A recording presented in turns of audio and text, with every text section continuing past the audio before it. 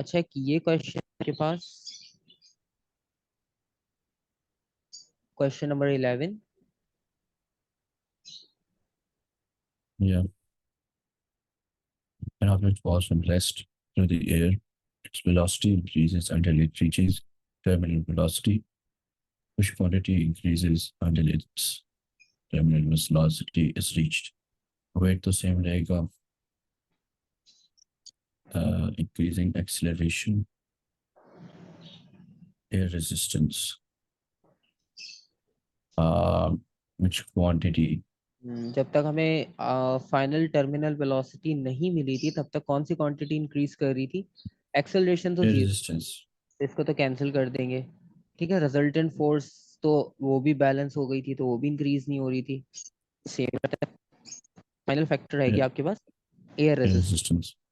ठीक है, और ये वाला Wait, क्वेश्चन you said कि acceleration increase नहीं हो रही थी. How वो acceleration increase जीरो, नहीं हो रही थी?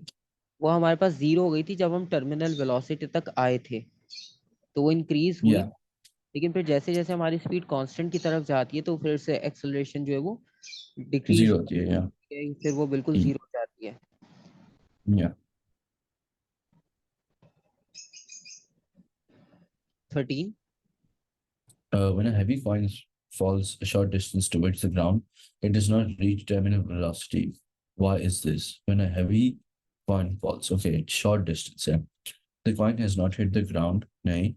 The weight of the coin equals the air resistance. ये होता तो फिर तो terminal velocity होती. The weight of the coin involved, actually the weight of the coin is always more than air resistance. Um, I'm guessing D. D, the weight of the coin is always more than the air resistance. बिल्कुल ठीक। अब ये वही वाली example है जो हमने discuss की थी कि बॉल को जब हम बहुत थोड़ी हाइट से ड्रॉप करते हैं तो एयर उसको बैलेंस कर ही नहीं पाती है, तो उसका वेट हमेशा उससे ग्रेटर ही आ रहा होता है। ठीक है, Yeah. ओके। और ये वाला ग्राफ अभी हमने बताया, और यही ग्राफ आपके पास क्वेश्चन में भी गिवन है। और बस इसमें आपने बताना है which part of the graph shows the sky diver falling with terminal velocity. D. D, D या B? B, I mean, it's not completely straight. That's why I said D. Hmm, The क्योंकि speed time graph, as he falls, the skydiver spreads out his arms and legs and then opens his parachute. Which part of the diagram shows the skydiver falling with terminal velocity? I mean, B भी है, D भी है, but it doesn't specify कि before or after opening है, and also B जो है वो it's not completely straight, like constant speed शायद नहीं लगा दिखा रहा. और हाँ, आप क्वेश्चन में देखोगे तो यहाँ पे मार्क करा कि ओपन हिज पैराशूट, तो पैराशूट ओपन हुआ है यहाँ पर, तो इसका मतलब है फिर तो डेफिनेटली डी D आंसर है. होगा। Yeah.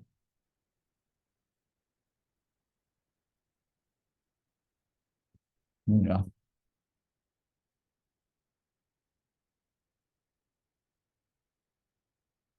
ये वाला? हाँ, okay.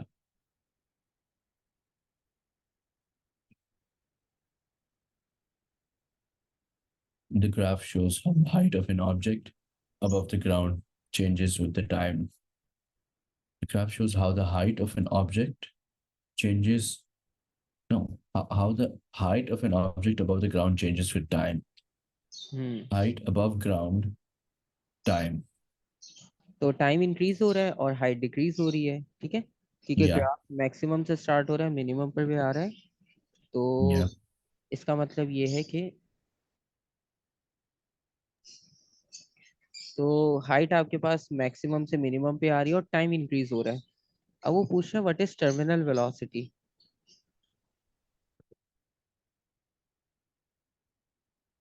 Is it going to be distance over time?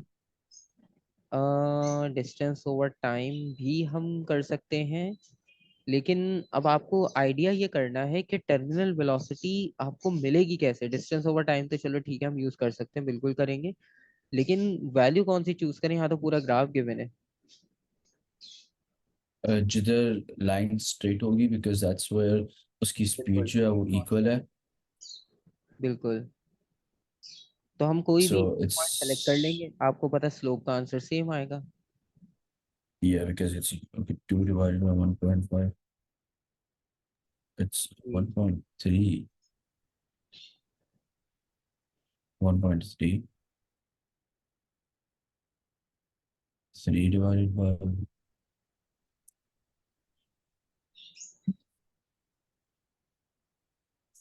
um ठीक है, ऐसे ही करेंगे, क्योंकि हमने एक स्ट्रेट पॉइंट ले लिया और सीधी सीधी स्ट्रेट राउंड फिगर वैल्यू ले ली, ताकि हमें ज्यादा ग्राफ में ढूंढना ना पड़े कि 1 पॉइंट समथिंग है या क्या वैल्यू है। तो हमने simple round round figure value select कर ली, 2 डिवाइड बाय 1.5, और इसको डिवाइड कर लो, देखो आपके पास क्या आंसर आ रहा है। 1.3 recording. B, I mean, 1.3 answer आ रहा है। yeah. I mean, अगर देखें आप हम्म, एक और नीचे जाएं और जब हाइट 1 है तो फिर आंसर डिफरेंट आ रहा है। 1 पे डिफरेंट आंसर आ रहा है। Yeah, uh, because see 1 divided by 2 is 0.5. I hmm, got 0.5. I mean, जब मुझे अपनी तरफ से आंसर मिला वो 1.6 है। मैंने पूरा डिस्टेंस डिवाइड बाय टाइम कर दिया था। हम्म, अच्छा, इन्होंने कहा है the graph shows how the height of an object above the ground changes with time, what is the terminal velocity. ठीक है, तो इसमें स्ट्रेट लाइन पे तो हमें ग्रेडियंट सेम मिलना चाहिए, डिस्टेंस ओवर टाइम 0.5। अब 0.5 तो हमारे पास नहीं है ऑप्शन में वैसे भी, और 1.6 आपको मिल रहा है आंसर कहीं पर या इस पॉइंट पर। नहीं नहीं, पॉइंट्स में नहीं, मैंने 4 डिवाइड बाय 2.5 किया हम्म, तो मुझे मिला 1.6।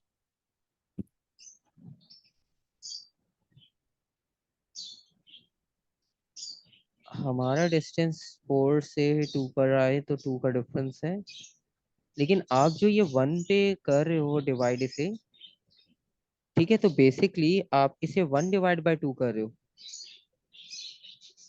किसको? आप अगर इस सेकंड पॉइंट को कंसीडर कर रहे हो, ये वाला पॉइंट, तो आपने इसे 1 या डिवाइड बाय 2 कंसीडर किया है ना। या लेकिन जब आप इसको 4 - 1 करोगे तो एक्चुअल डिस्टेंस आपने कितना कवर किया है, 3, ठीक। क्योंकि हमने तो 4 से स्टार्ट किया है, तो हम 1 पे हैं, या तो इसके बीच में हमने 3 मीटर्स का डिस्टेंस कवर किया है। तो इस पॉइंट पे जो फॉर्मूला हम अप्लाई करेंगे वो 3/2 का करेंगे, है ना, क्योंकि टाइम हमारे पास 2 हुआ है, और 4 से लेकर हमने 1 2 3 तक का डिस्टेंस कवर किया है, तो 1.5 के अराउंड होगा आंसर। या 1.5 आंसर। और 4 से लेकर 2 तक हमने जो डिस्टेंस कवर किया है वो 2 मीटर्स का किया है, तो या 2/1.5। और 1.6 आपको जो मिल रहा है वो आपने कहा 4/2.5 पे मिल रहा है। या तो लेकिन वहां पे प्रॉब्लम पता है क्या आएगा, वो पॉइंट और वो ऐसा पॉइंट है कि ऊपर जिस से। वो ग्राउंड पे हिट हो गया, ठीक है, तो वहां तो टर्मिनल वेलोसिटी आपको मिलेगी ही नहीं। ठीक है, तो उनमें से आपके पास जो answer Wait, best, can it be A also? 1 metre पर सेकेंड। Because ठीक, देखिए आप 3 और 1 को करें, वो हम्म, 3 और 1 वाला point, because that's where terminal velocity आप देखें तो स्टार्ट हो रही है, वहां से लेकर 1 मीटर और 2 सेकेंड्स तक। जी, अगर हम इसका राइज ओवर रन ढूंढें। हम्म, तो बिल्कुल स्टार्टिंग पॉइंट हमारा टर्मिनल वेलोसिटी का 3 होगा। ठीक है, या तो ये हमारे पास 3 पॉइंट्स पे हमें वैल्यूज मिल रही हैं, तो एक हमें मिल रही है 1.5 यानी 1.6 के क्लोज, और दूसरी मिल रही है हमें सेकंड पर जो कि मिड में है। और तो उन्होंने बिल्कुल हमें टर्मिनल वेलोसिटी का पूछा है, तो सबसे स्टार्टिंग हमारी टर्मिनल वेलोसिटी हमें मिल रही है 1 पे। ठीक है, तो फिर हम इसमें से 1 को चूज करेंगे। ठीक है, so once the right answer, right? Because मैंने क्या किया, 3 थ्री डिवाइड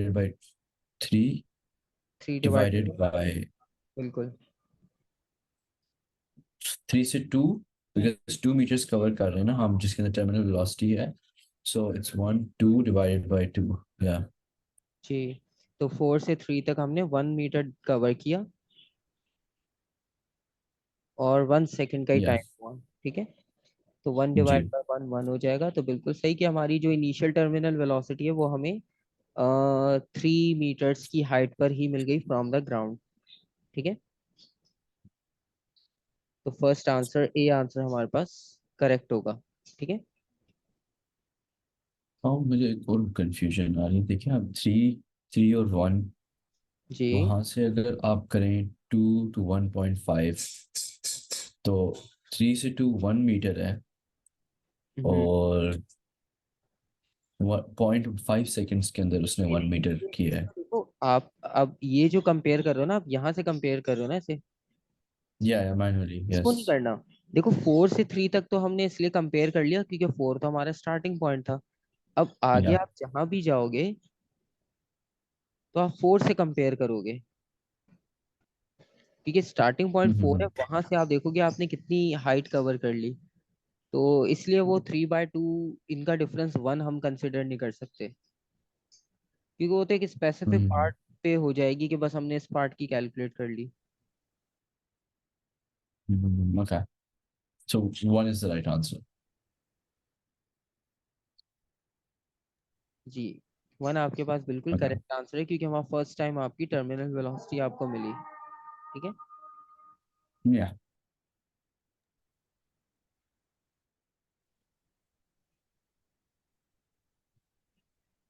क्वेश्चन नंबर 27 से अब आप देखो।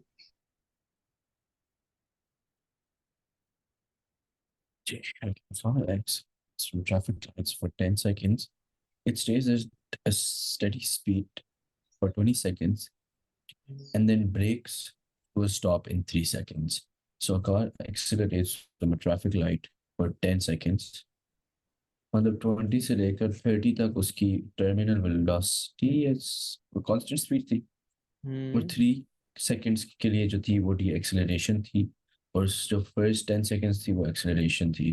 जी, तो तो definitely not C, C not D. सकता, टी भी नहीं हो सकता। ओके। ए भी नहीं हो सकता, बी।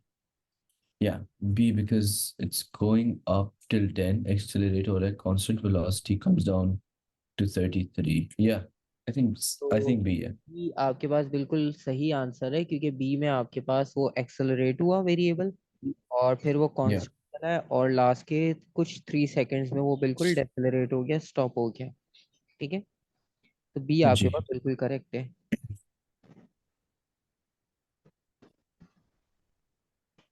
अच्छा, ये आपके पास एक डायग्राम की फॉर्म में है।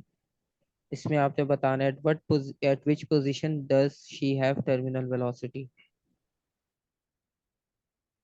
एक्सेलरेशन के टाइम तो नहीं हो सकती, नॉट येट मूविंग के अंदर तो, प्रॉब्ली नॉट एक्सेलरेटिंग के अंदर, सी के अंदर। जी।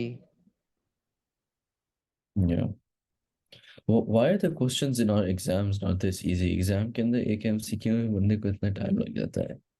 हाँ, कुछ क्वेश्चंस होते हैं इस तरह के, लेकिन इसमें बेसिकली होता है कि फर्स्ट में समझ आ जाए तो आप उसको उसी वक्त अटेम्प्ट करो, और जो आपको थोड़ा सा फर्स्ट अटेम्प्ट में लगे कि नहीं इसमें ज़्यादा टाइम लग जाएगा, तो उसको फौरन स्किप करके आगे चलो।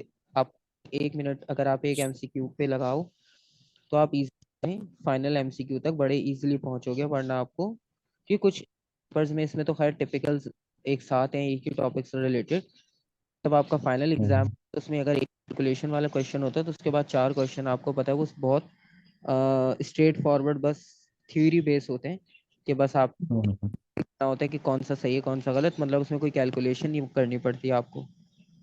तो वो टाइम के हम्म। अकॉर्डिंगली भी आपको देते हैं कि मतलब अगर 30 मिनट्स में भी आप, अगर जिसमें को पूरे कॉन्सेप्ट्स आते हैं तो वो 30 मिनट्स में इजीली, 15 मिनट्स उसके बाद फिर भी बच जाएंगे। हम्म। डिटेल क्वेश्चंस भी हम देख लेते हैं अब, क्योंकि अब टर्मिनल वेलोसिटी कर लिया, लास्ट टाइम नहीं किया हुआ था तो उसके क्वेश्चंस हमने जी नहीं जी। किए, ये भी कर लिया था।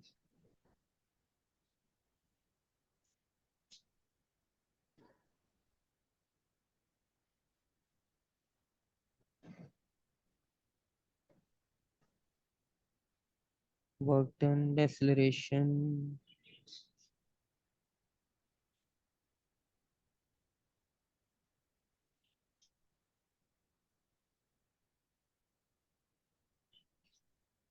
अच्छा, बहुत कॉन्सेप्ट्स आपको ऑलमोस्ट सेम सेम ही मिलते जाएंगे क्वेश्चन में। वो ग्राफ ड्रॉ करने को बोलेगा और डिस्टेंस का पूछेगा कि एरिया अंडर कर्व कैसे निकालते हैं। तो मोस्टली क्वेश्चंस एक जैसे मिलेंगे। तो ठीक है, हम एक क्वेश्चन देखते हैं, फिर जैसे फ्री फॉल का भी आता है हम उसको भी चेक कर लेंगे। Number 13। Okay. Fig 1.1 shows speed time graph for a car traveling along a horizontal road. Speed 30, ये मतलब ये continued journey है 30 से okay 2 seconds के लिए terminal okay constant speed है and starts accelerating okay terminal velocity again. Okay, calculate the deceleration of the car at t 3.0 seconds. तो formula तो एक्सेलरेशन वाला यूज होगा राइट?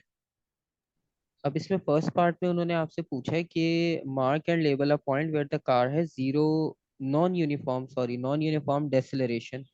अब नॉन यूनिफॉर्म डेसिलरेशन बस जहां पर भी है तो वहां पर आपने बस पॉइंट लगा देना है, क्योंकि उससे रिलेटेड उन्होंने कोई क्वेश्चन पूछा नहीं है। क्वेश्चन के लिए उन्होंने अपनी मर्जी से वैल्यू दी है, ठीक है। So mark and label a point where the car has non uniform deceleration. So non uniform deceleration का मतलब ये है कि जहां पर आपके पास कर्व होगा, ठीक है। क्योंकि आप देखो यहाँ से यहाँ तक डेसिलरेट हुआ है जो वो यूनिफॉर्म डेसिलरेट हुआ लेकिन uniform Yeah, constantly straight line है। acceleration थे. उसके बाद फिर आपके पास कर्व हो गया, तो कर्व पे आप Yeah, कहीं पे भी पॉइंट मार्क probably कर दो। 4 to 6 के दरमियान के अंदर हाँ, कहीं भी. कहीं पर भी कर दो। Yeah. क्योंकि एक होता है कि वो उस पॉइंट से रिलेटेड क्वेश्चन पूछे, लेकिन उसने क्वेश्चन उस पॉइंट के रिलेटेड नहीं पूछा, उसने खुद से एक पॉइंट दे दिया कि वहां एट 3 सेकेंड्स। Mhm. 3 सेकेंड्स 2 और 4 के बिल्कुल मिड में आ जाएगा।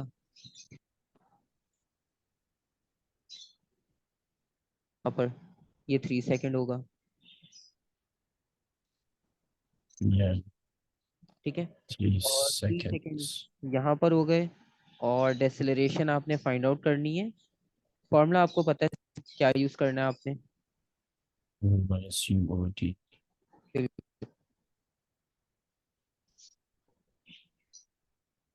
Initial velocity. अच्छा, एक वेलोसिटी तो हमें यहाँ से मिल रही है 3 सेकेंड पे। Yeah, उससे पहले की वेलोसिटी कहाँ से लेंगे हम, या उसके बाद 30 की से. वेलोसिटी कौन सी लेंगे हम।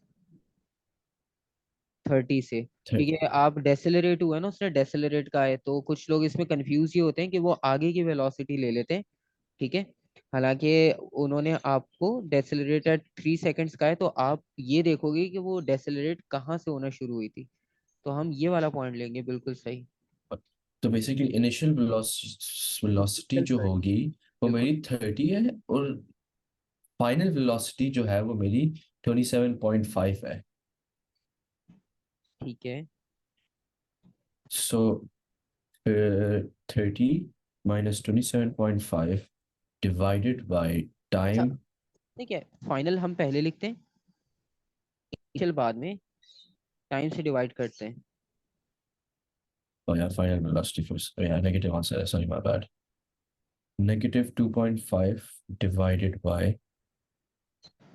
uh, by time taken. क्योंकि जी टाइम टेकन तो हमारा 3 सेकेंड उसने लिख कर ही दिया है, तो हमें डिफरेंस फाइंड करने की जरूरत ही नहीं है। So it's divided by 1, you divided by 3. क्योंकि 3 सेकेंड्स का टाइम हमें गुजर गया उस क्योंकि इनिशियली बॉडी कैसे मूव कर रही थी अलोंग अ Initially, हॉरिजॉन्टल क्योंकि रोड। इनिशियली initially कांस्टेंट थी, constant speed होती है. एक्सेलरेट जहां से तो उसमें 1 सेकेंड का डिफरेंस है, ठीक है। रेस्ट में होती तो हम टाइम कंसिडर कर लेते। So it's negative 2.5 meter per second square, ठीक है, क्योंकि एक्सेलरेशन का ऐसा squared. यूनिट लगेगा। Yeah. ठीक है, यहाँ पर ये पार्ट हो गया हमारे पास, और उसके बाद नेक्स्ट देखते हैं हम।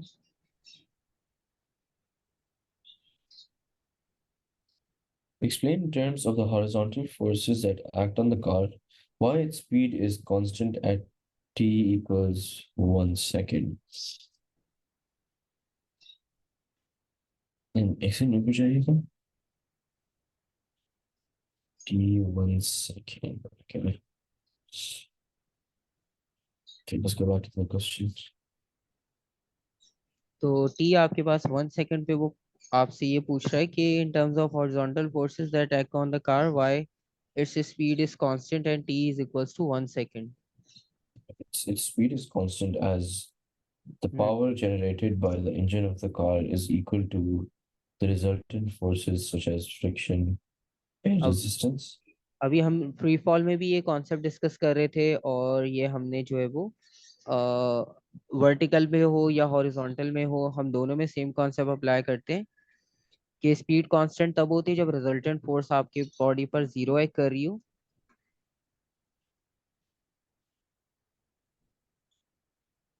What's the resultant force? Resultant force का बेसिक कॉन्सेप्ट ये है कि sum of all forces acting on a body. ठीक है. मतलब आप सारी फोर्स को Okay. ऐड करते हो अलोंग विद देयर डायरेक्शन. मतलब अगर आपके पास ड्राइविंग फोर्स की अगर हम बात करें तो वो फॉरवर्ड डायरेक्शन में होती है. ठीक है. Yeah. और रेजिस्टेंस की हम बात करें रेजिस्टेंस बैकवर्ड होती है. तो हम दोनों को ऐड तो करेंगे लेकिन अगर लेट सपोज ड्राइविंग फोर्स 100 है और रेजिस्टिव फोर्स 80 है तो हम 80 प्लस सॉरी 100 प्लस -80 लिखेंगे. Yeah. अगर ड्राइविंग 100 थी और रेजिस्टिव 80 है. जी. ठीक है. तो हम दोनों को ऐड कर सकते हैं और माइनस साइन इसलिए लगा रहे हैं क्योंकि एक फोर्स की डायरेक्शन ऑपोजिट है. पॉजिटिव नेगेटिव किसी को भी ले लो उसका कोई फर्क नहीं पड़ता क्योंकि हम बेसिकली अगर इस पॉजिटिव ले रहे हैं तो ये नेगेटिव होगी. ठीक है. तो पॉजिटिव माइनस हम नेगेटिव कर लेंगे. तो पॉजिटिव माइनस नेगेटिव करने का मतलब ये होगा कि आपका जो फाइनल आंसर आएगा वो पॉजिटिव में आएगा. मतलब ये कि जो फाइनल रिजल्टेंट फोर्स है ना यानी सम ऑफ ऑल फोर्स या total force final force resultant force कुछ भी आप कह लो. तो जो फाइनल फोर्स एक्ट कर रही है बॉडी पे वो प्लस वाली डायरेक्शन में अप्लाई हो रही है यानी फॉरवर्ड डायरेक्शन में अप्लाई हो रही है. और 20 न्यूटन की फोर्स अप्लाई हो रही है जो उस कार को फॉरवर्ड पुश कर रही है. और बाकी 80 न्यूटन जो है वो उसकी रेजिस्टिव फोर्स को ओवरकम कर रही है. ठीक है. Mm. तो ये कॉन्सेप्ट है Yeah. आपके पास.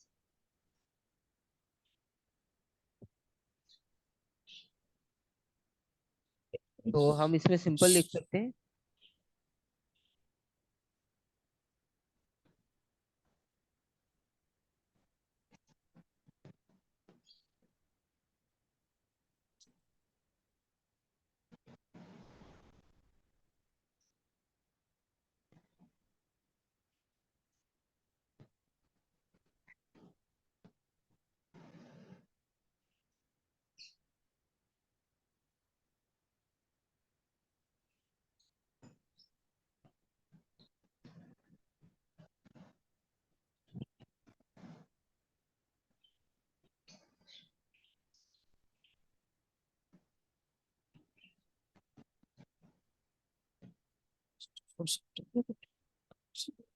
तो रिजल्टेंट फोर्स आपके पास इक्वल्स टू जीरो है.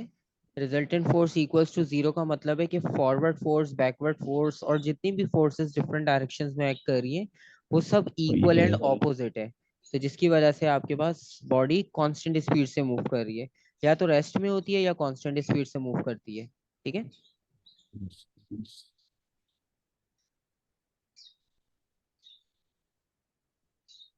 और वो sum of in terms of horizontal forces पूछ रहे हैं तो आप उसमें लिख दोगे कि हमारी ड्राइविंग फोर्स है यानी इंजन की फोर्स है.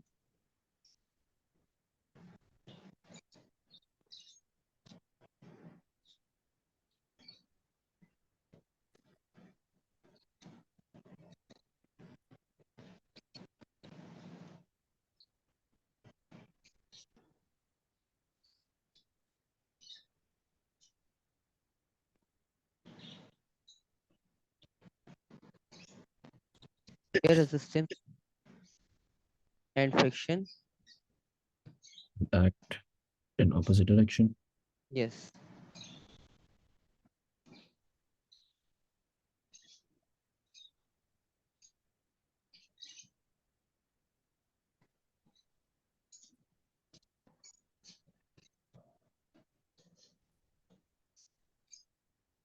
तो ये आपके पास सिंपल सा कॉन्सेप्ट है, ठीक है, जो आप फोर्सेस के साथ लिख सकते हो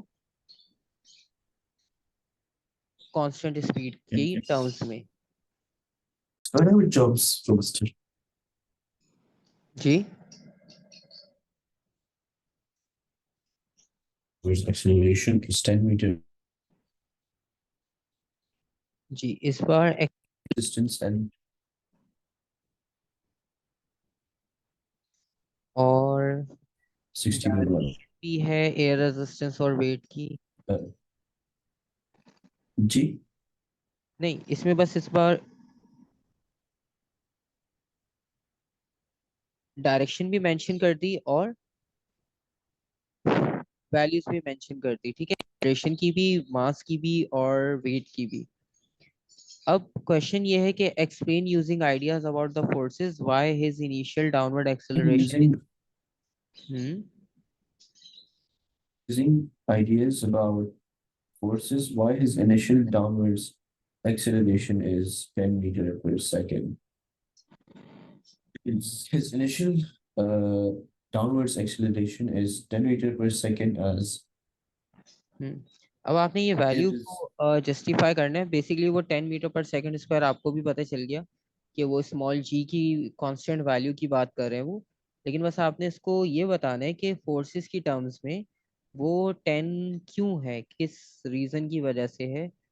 आपके पास पूरा उन्होंने सिनेरियो बताया हुआ है, उसको देखते हुए आप आइडिया बता सकते हो कि किस तरह से हम इसे एक्सप्लेन करेंगे। तो उसकी initial value 10 metre per second square थी।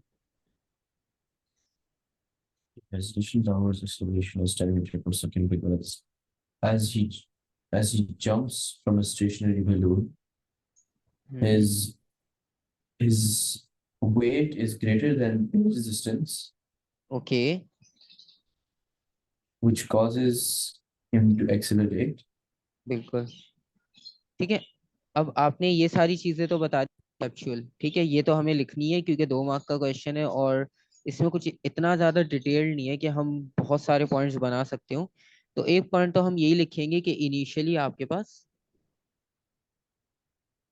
एयर रेजिस्टेंस बहुत कम होगी। Compared to his weight.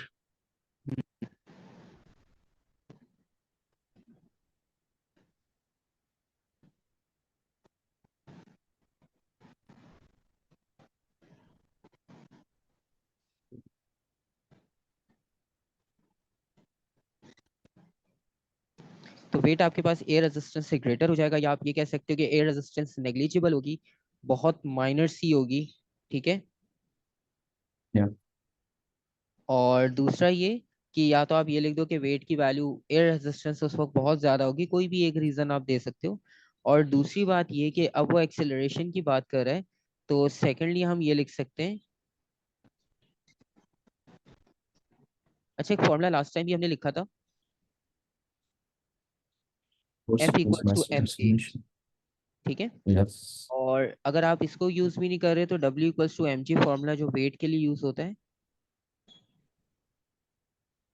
Same concept दे रहा है, बस एक्सेलरेशन अभी हम यहाँ पर जो है वो ग्रेविटी वाली यूज कर रहे हैं, तो वो तो वैसे भी अननोन है। तो वेट और मास को अगर हम डिवाइड करें तो हमें जी की वैल्यू ऑटोमेटिक मिल जाएगी, ठीक है, जिसको हम एक्सेलरेशन ड्यू टू ग्रेविटी कहते हैं। And सेकंड कॉन्सेप्ट जो है वो मैथमेटिकल भी दे सकते हो, it's कि फॉर्मूला यूज करके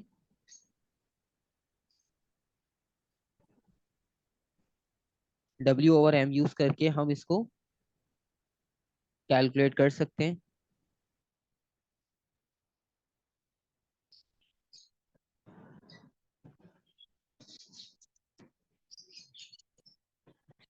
टेन मीटर पर सेकेंड स्क्वायर हमारे पास कैलकुलेशन से भी आंसर आ रहा है, ठीक है।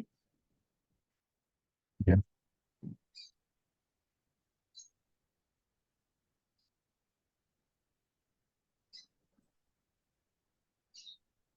और when the parachute opens, the skydiver experiences an upward acceleration for a short time, explain why। अब ये वो पैराशूट वाली एग्जांपल आ गई, पैराशूट वाला सिनेरियो आ गया, ठीक है। तो Yeah. एक मार्क के लिए When तो इजी है। When the parachute opens, the skydiver experiences an upward acceleration for a short period of time. He experiences this as he opens his parachute, hmm. his air resistance अब the आपको air अंदर resistance feel होगी। increases जी। तो अब air as there is more surface area to cover for air resistance, which causes an upward acceleration for a short period of time. Yes.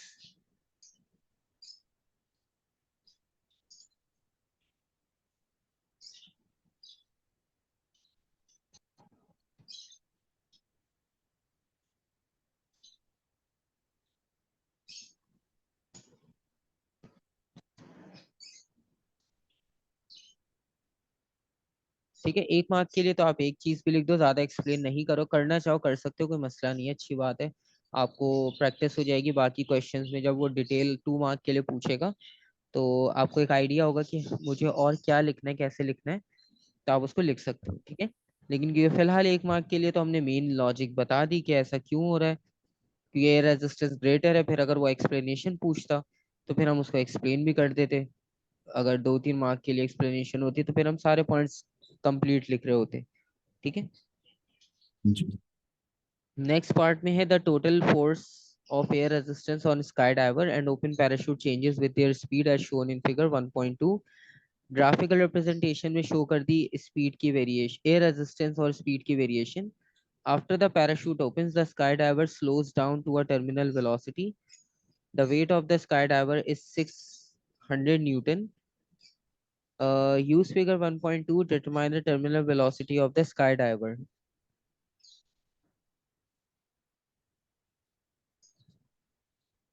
Terminal velocity आपने बतानी है कि कितनी होगी।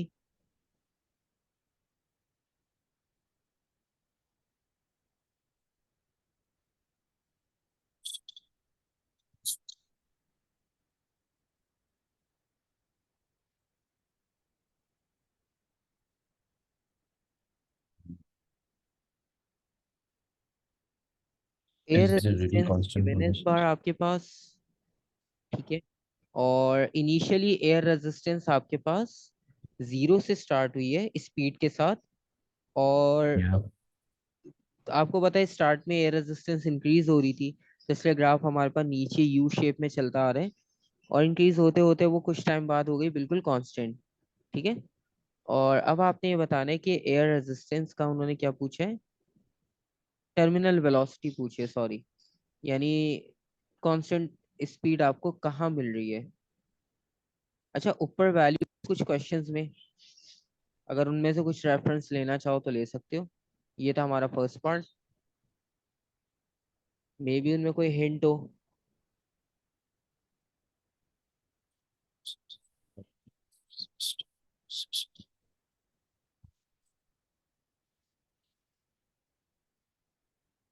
अच्छा देखो, अब पता है क्या हुआ, हमारा वेट कितना था।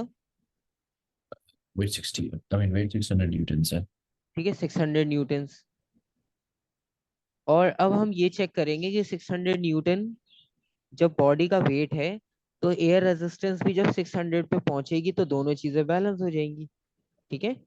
और आपको जो है वो कांस्टेंट स्पीड मिल जाएगी, यानी टर्मिनल वेलोसिटी। Yeah. तो हम इस पॉइंट पे मार्क करेंगे, क्योंकि ऐसे तो आप कंफ्यूज रहोगे, क्योंकि स्ट्रेट लाइन तो आपको काफी जगह दिख रही है। ठीक है। Mm. और इस बार क्योंकि हम वैल्यूज गिवन थी, तो हम वैल्यूज को यूज करते हुए हम लिख सकते हैं कि इस बार हमें 5 मीटर पर सेकंड पर टर्मिनल वेलोसिटी मिल रही है। तो हमारी टर्मिनल वेलोसिटी है 5 मीटर पर सेकंड। Yeah. और नेक्स्ट वो कह रहे हैं कि calculate the resultant force on the sky diver when his speed is 5.5 metre per second. Okay. 5.5 metre per second. तो 5.5 बिल्कुल आपके पास मिड में होगा कि ये 5.5 है। Right here. Yeah. और इसको अगर हम मैच करते हैं वाई एक्सिस से,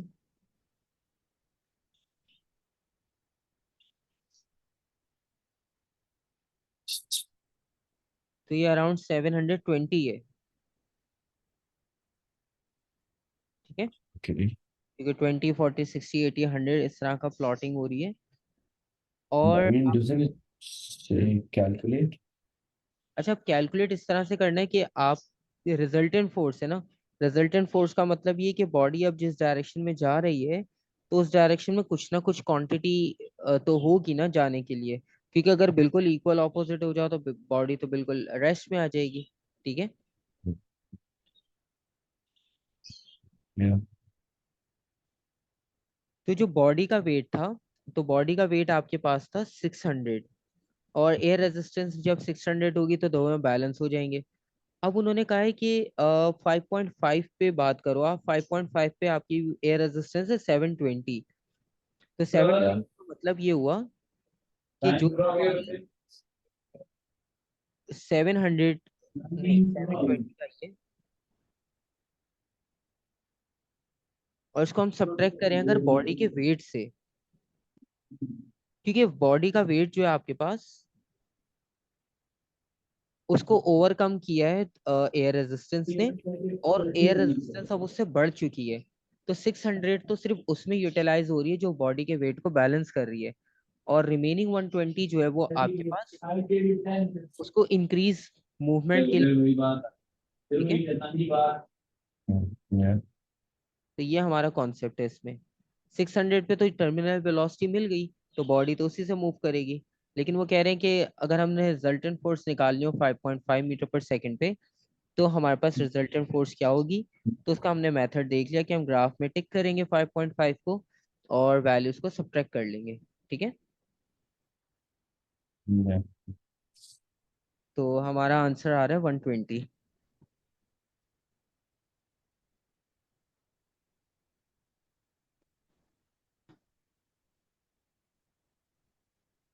और इस फिगर में दो साइकिलिस्ट ए बी हैं, और 500 मीटर की रेस है, उन्होंने एक साथ स्टार्ट की है लेकिन फिनिश अलग अलग टाइम पे की। और ए और बी का डिस्टेंस निकालना है एट 20 सेकेंड। और 20 seconds पे ए का डिस्टेंस था, नहीं आई मीन बी का डिस्टेंस था 200, ए का डिस्टेंस था अबाउट, कितने डिस्टेंस है, let's say 1 2 3 4 5, 5 into 20, so probably around 360, I mean 260. 260 Yeah. और 200। अब Yeah. Distance between A and B at time T is equals to 20। अब कितना डिफरेंस आ रहा है आपके पास, 60 का डिफरेंस आ रहा है। Yeah.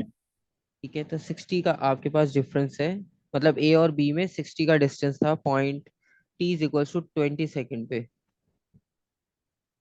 Yeah. और difference in the time taken by A and B for the race. B took 50 seconds and A took 3, 1, 2, 3, 5, which is again 32, I guess. 30, 32 seconds, 38 seconds. Yeah, 38 seconds or 50 seconds. So 50 minus 38 हो जाएगा 12 seconds.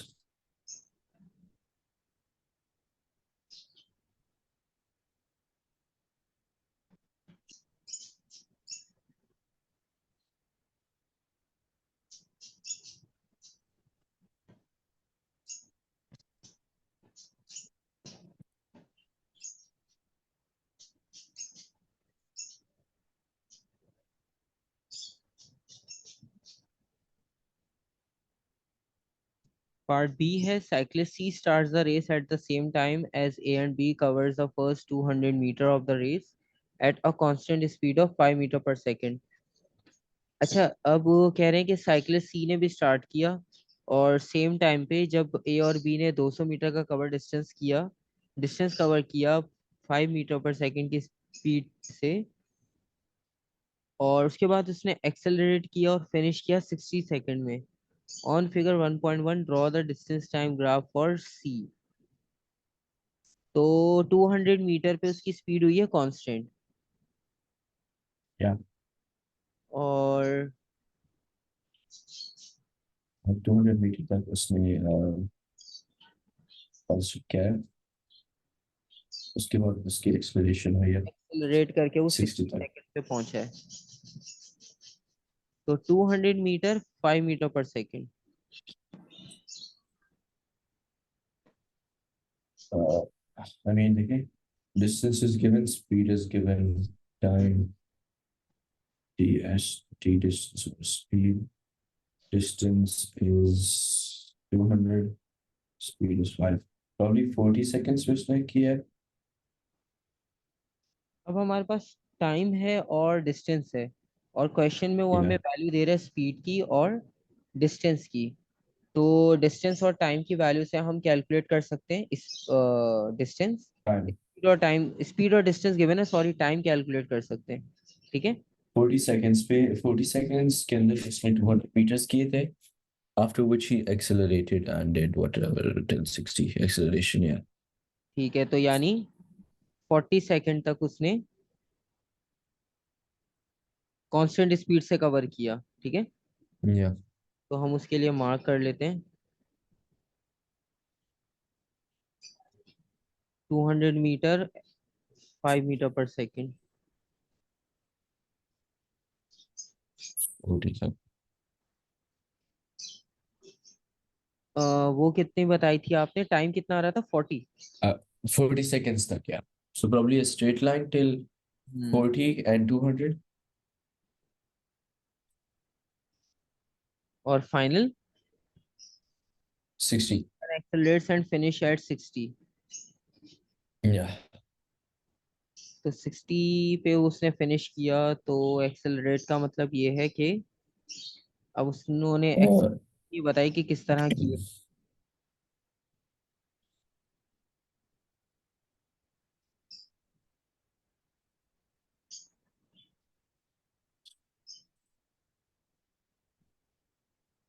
आपने finish करना है 500 metre पे। तो 500 metre का मतलब है कि 60 सेकंड में आपने कहाँ पहुंचना है, यहाँ पे। 500 मीटर मतलब उसने हाँ, थ्री डेस्टिनेशन बता दी है, तो आप उसको खुद ही अपने हिसाब से। प्रॉब्ली अपवर्ड कर्व है ना। बिल्कुल, तो वो खुद ही चेंज आ जाएगा उसमें। ठीक है, ऑटोमेटिक आपके पास Is it gonna be a straight line like this? एक सेकंड मैं भी ड्रॉ करी। पास एक कर्व हो इस जाएगा। तरह इस तरह तो नहीं होगा। एक्सेलरेट कर रहा है ना वो, कांस्टेंट से उसने एक्सेलरेट किया, बढ़ जाएगा थोड़ा सा। It's gonna be a straight line, yeah, थोड़ा सा इस तरह, because he लेकिन it एक्सेलरेट हुआ says, yeah, constant. because it says 40 seconds के अंदर उसने 200 किया है, मतलब in half the time he's um, covering 300 meters, बिल्कुल। तो मतलब उसने स्पीड थोड़ी इंक्रीज की अपनी, ये। I'm guessing। और फिर वो कह रहे हैं कि एवरेज स्पीड निकालो आप for the whole race for cyclist C. तो डिस्टेंस ओवर टाइम दोबारा से लगाना होगा। Distance is 500, time took 60, right? 8.3 recurring, 3.2। नहीं 8.3 recurring meter per second, अच्छा, मैंने yeah. डिस्टेंस लिख दिया यहाँ पर भी, ये हमारे पास स्पीड है।